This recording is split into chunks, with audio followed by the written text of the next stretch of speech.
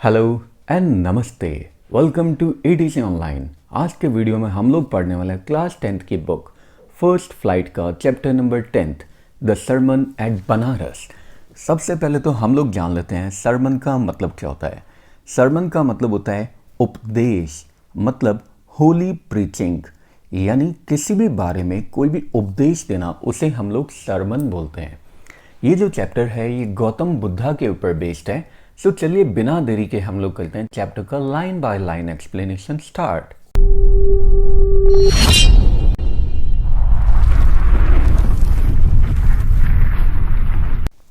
गौतम बुद्ध जिनका जन्म हुआ था 563 बीसी में और डेथ हुई थी 483 बीसी में, उन्होंने अपनी लाइफ को स्टार्ट किया था सिद्धार्थ गौतम नाम से नदन इंडिया से। जब वो 12 इयर्स के थे तो उन्हें पढ़ने लिखने के लिए, स्कूलिंग के लिए हिंदू सैक्रेड स्क्रिप्चर्स, मतलब हिंदू सैक्रेड मतलब पवित्र, स्क्रिप्चर्स मतलब धर्म ग्रंथ, तो जब वो 12 इयर्स के थे तो उन्हें हिंदू पवित्र धर्म ग्रंथ पढ़ने के लिए भेज दिया गया था स्कूल में। 4 साल बाद जब वो वापस आते हैं तो उनकी एक प्रिंसेस से शादी हो जाती है, एक राजकुमारी से उनकी शादी हो जाती है।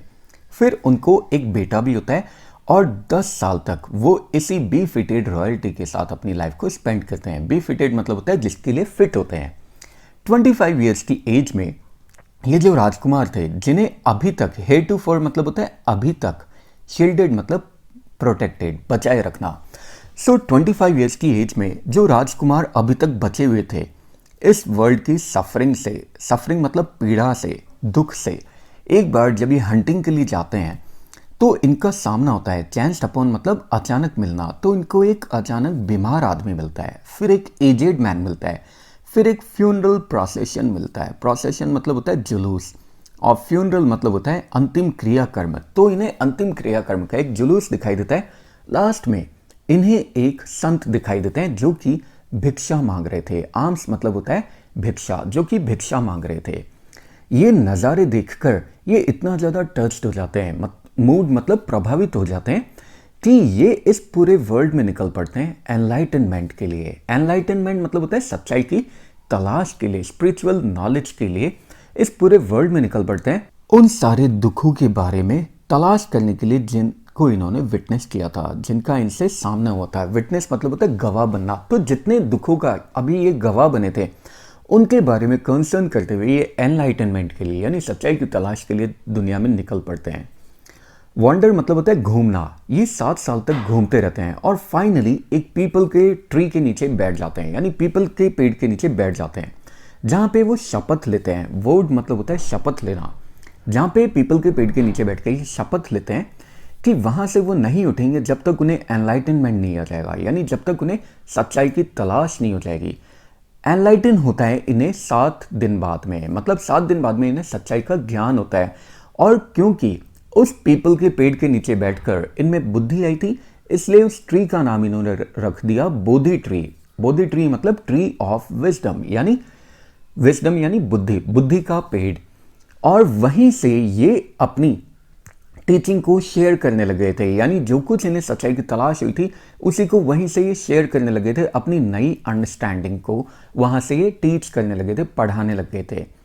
उसी पॉइंट पे इनको बुद्धा नाम से जाना जाने लगा। बुद्धा जिसका मतलब होता है द अवेकन्ड, यानी जागृत, या फिर एनलाइटेंड, यानी जिसे सच्चाई की तलाश हो चुकी है। बुद्धा मतलब जिसमें बुद्धि आ चुकी है, जिससे सारी चीज़ों का ज्ञान हो चुका है।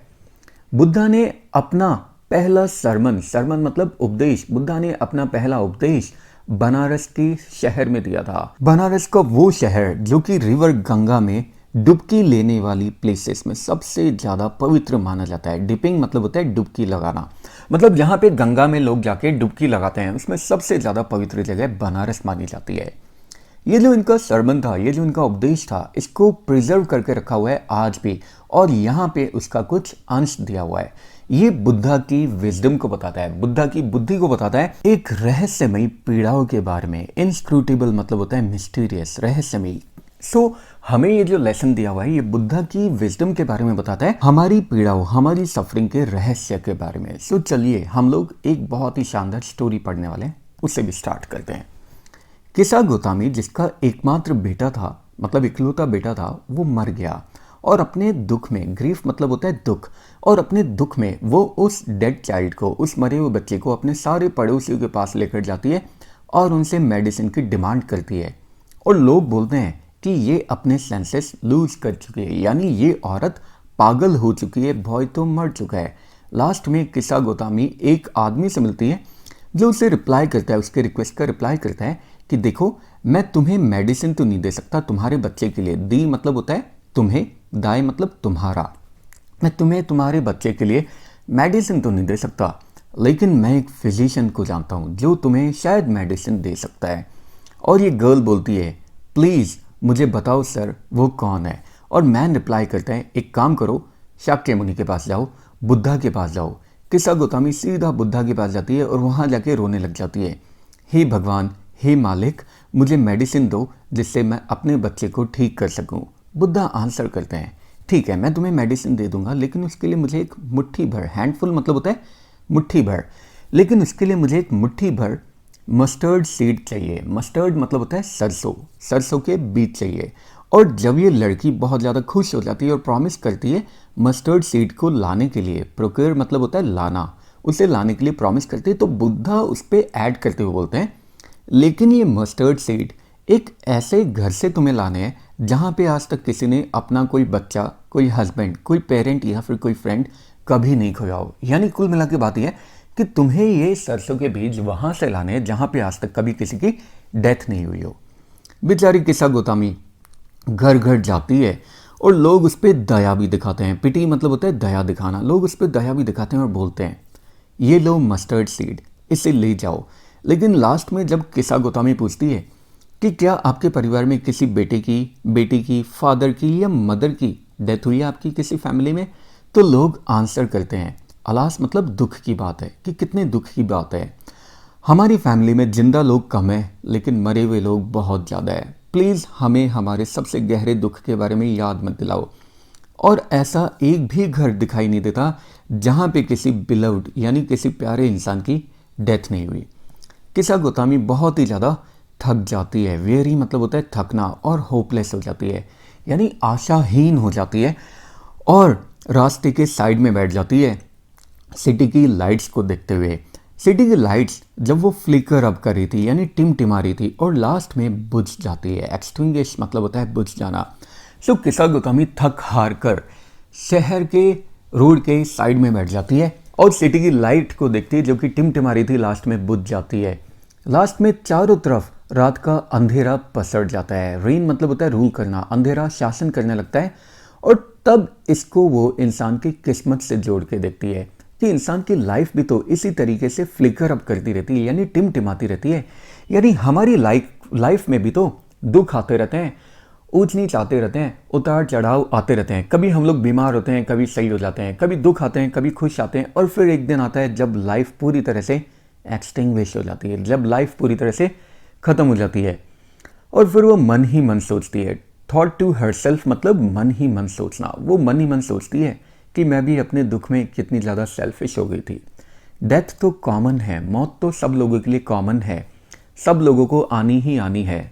फिर भी इस सूनेपन की घाटी में, वैली मतलब होता है घाटी, और डिजोलेशन मतलब सूनापन, उजड़ापन, फिर भी इस उजड़ेपन की घाटी में यानी मौत की इस घाटी में एक ऐसा रास्ता है जो हमें अमरता की तरफ ले जाता है। इमॉर्टेलिटी मतलब होता है अमरता, अमर, जो हमें अमरता की तरफ ले जाता है। वो इंसान जो अपनी सारी सेल्फिशनेस को छोड़ देता है, वो इंसान अमर हो जाता है। अमर होने का मतलब है कि वो इंसान जीवन और मृत्यु से परे हो जाता है, मोह माया से दूर हो जाता है। फिर बुद्धा इसी बारे में बताते हुए बोलते हैं कि मॉर्टल्स मतलब नश्वर प्राणी, यानी जो जिसका नाश हो सकता है, यानी ह्यूमन बीइंग्स या हर कोई जो भी यहाँ पे धरती पे आया है। सो मॉर्टल्स मतलब यहाँ पे ह्यूमन बीइंग को रेफर किया गया है। बुद्धा बोलते हैं कि मॉर्टल्स की जो लाइफ है इस पूरे वर्ल्ड में, इसमें बहुत सारी परेशानियाँ है, ट्रबल मतलब परेशानियाँ, बहुत सारी परेशानियाँ, दुख है, और इसी दुख के साथ में दर्द भी है, क्योंकि ऐसा कोई भी रास्ता नहीं है जिससे वो इंसान जिसने जन्म लिया हो, जो पैदा हुआ हो, वो मरने को टाल सके। ओल्ड एज पे पहुंचने के बाद में मौत का सामना करना ही पड़ता है, और लिविंग बीइंग्स का ऐसा ही नेचर होता है। बिल्कुल जैसे पके हुए फ्रूट्स का होता है, पके हुए फलों का होता है। जैसे ही फ्रूट्स पकते हैं उनके ऊपर खतरा मंडराने लग जाता है नीचे गिरने का। सो मोर्टल्स की लाइफ भी ऐसी होती है, जैसे ही वो पैदा होते हैं, जिस दिन वो जन्म लेते हैं, हमेशा उनके ऊपर खतरा मंडराने लग जाता है मौत का। बिल्कुल उस तरीके से जैसे सारे मिट्टी के बर्तन, अर्थन मतलब होता है मिट्टी से बने हुए, वेसल मतलब बर्तन, बिल्कुल जैसे सारे मिट्टी के बर्तन जो पॉटर के द्वारा बनाए जाते हैं, लास्ट में उनका एंड कैसे होता है, टूट कर, लास्ट में वो सारे टूट जाते हैं। सो मोर्टल्स की लाइफ भी बिल्कुल वैसी होती है, यानी नश्वर प्राणियों की लाइफ भी बिल्कुल वैसी ही होती है। दोनों, चाहे कोई यंग हो या फिर एडल्ट हो, वो दोनों इंसान जो चाहे बेवकूफ़ हो या चाहे बुद्धिमान हो, हर किसी को मौत की ताकत के आगे झुकना ही पड़ता है और हर किसी को मौत का सामना करना पड़ता है। इसलिए वो इंसान जिन्हें मौत जीत लेती है, यानी जिनकी मौत हो जाती है, वो लाइफ से अलग हो जाते हैं। एक फादर कभी अपने बेटे को नहीं बचा सकता, ना ही एक किंसमैन, किंस मतलब होता है रिलेटिव, ना ही एक रिलेटिव अपने दूसरे रिलेशंस को बचा सकता है। इसलिए ध्यान रखो, मौत मतलब होता है ध्यान रखो, ध्यान रखो।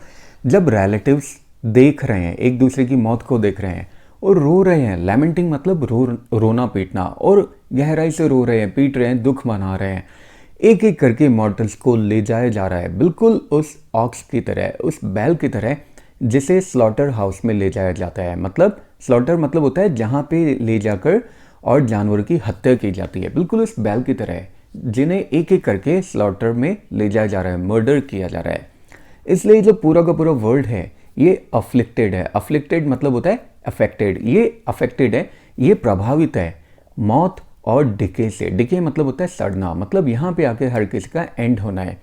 इसलिए जब बुद्धिमान लोग होते हैं वो कभी दुख नहीं मनाते, ग्रीव मतलब होता है दुख, वो कभी दुख नहीं मनाते, क्योंकि उन लोगों को वर्ल्ड की टर्म्स पता है, इस संसार का नियम पता है। टर्म्स मतलब होता है नियम। ना ही तो रोकर और ना ही दुख मनाकर हमें मानसिक शांति मिल सकती है, बल्कि इन सबके विपरीत, कॉन्ट्रेरी मतलब होता है विपरीत, इन सबके विपरीत उसका दुख और उसका दर्द बढ़ता जाता है। रोने और दुख मनाने से दुख और दर्द बढ़ता जाता है और बॉडी भी सफ़र करने लग जाती है, यानी शरीर भी खराब होने लग जाता है और वो अपने आप को बीमार कर लेता है और चेहरा पीला पड़ जाता है। पील मतलब होता है पीला, पीला मतलब कमज़ोरी आने लग जाती है, हालत बुरी होने लग जाती है।